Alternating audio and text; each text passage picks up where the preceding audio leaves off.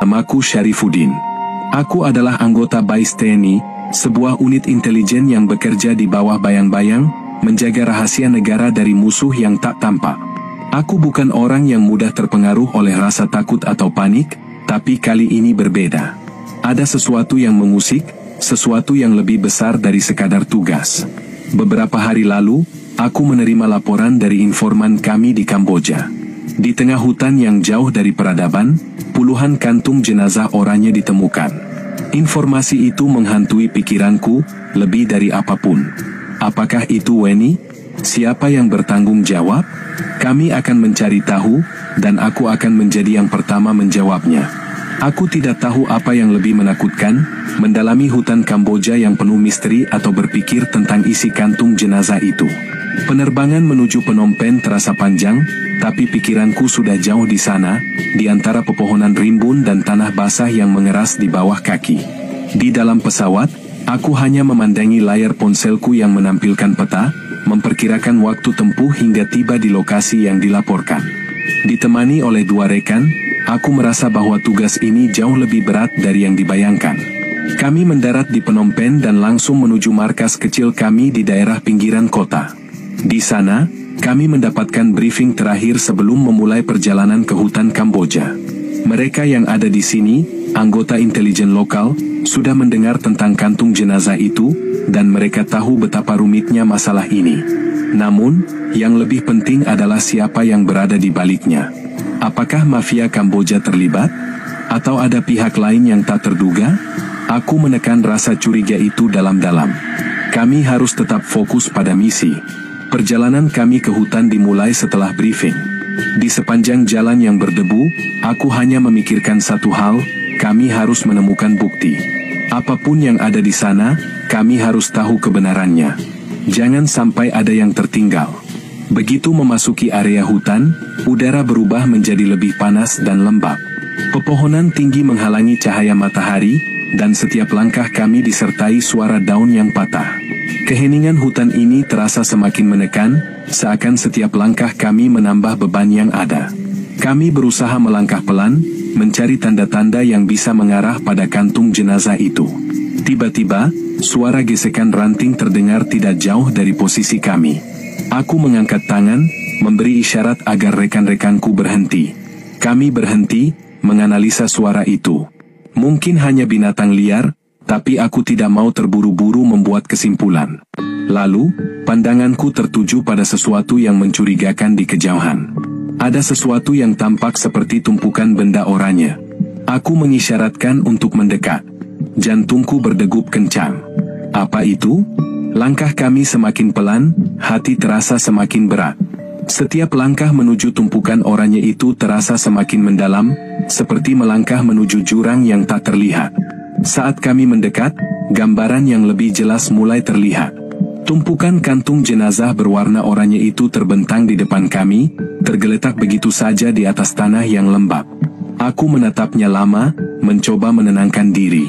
Ada lebih dari 10 kantung jenazah, diletakkan dengan acak, seolah-olah mereka bukan manusia, hanya barang yang tak bernilai. Aku melirik rekan-rekanku, mereka juga terlihat tegang. Salah satu dari mereka, Yuda, yang biasanya tenang, tampak sedikit gelisah. Kami berhenti beberapa langkah dari kantung jenazah itu.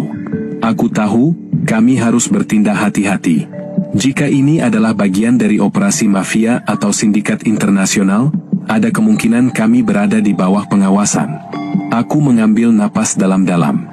Jangan terburu-buru, kataku pelan. Kita harus pastikan semuanya dengan hati-hati. Jangan sampai ada yang tertinggal. Aku mulai mendekat, mengambil langkah-langkah hati-hati.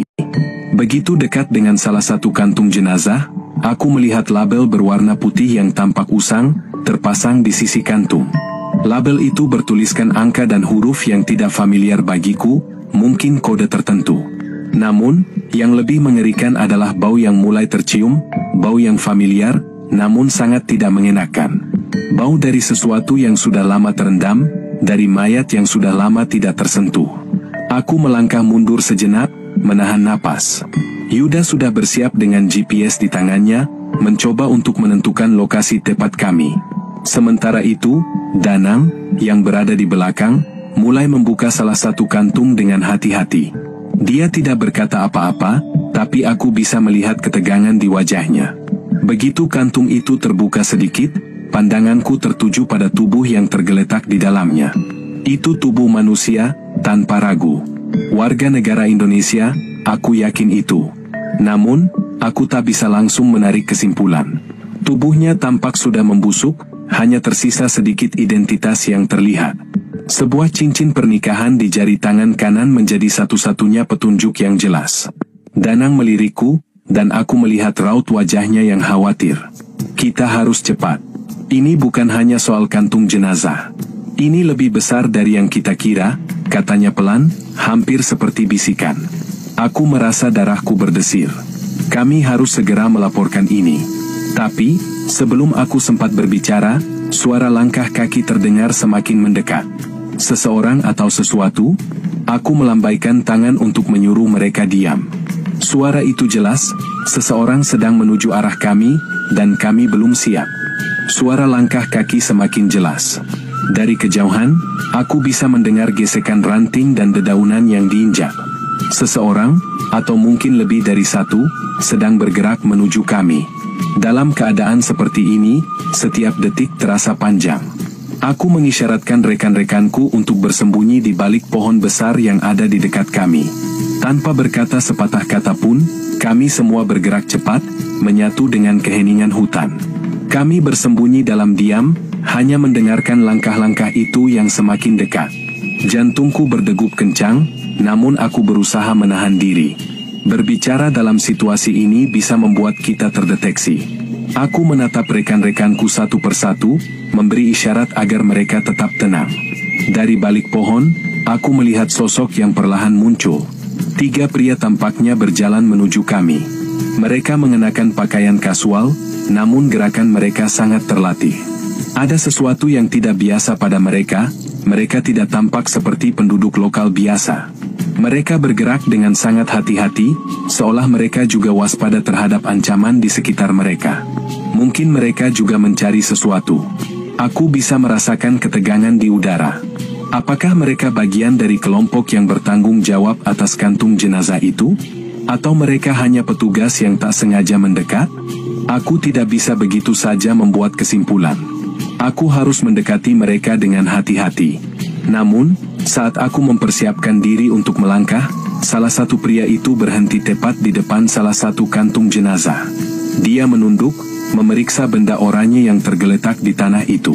Matanya berkeliling, mencari-cari sesuatu. Apakah dia sedang mengamati lokasi kami? Aku menahan napas, berharap dia tidak melihat kami. Danang menatapku dengan wajah cemas, siap untuk bergerak jika terjadi sesuatu yang tak diinginkan. Kami semua tahu, jika mereka melihat kami harus siap menghadapi apapun. Tiba-tiba, salah satu pria itu berdiri tegak, dan dengan suara rendah tapi jelas, dia berbicara dalam bahasa Kamboja.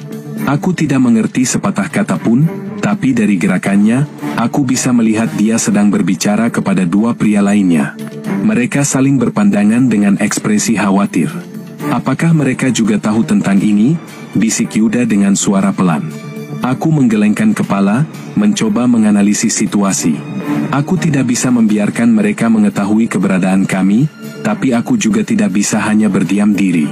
Aku harus tahu lebih banyak tentang siapa mereka.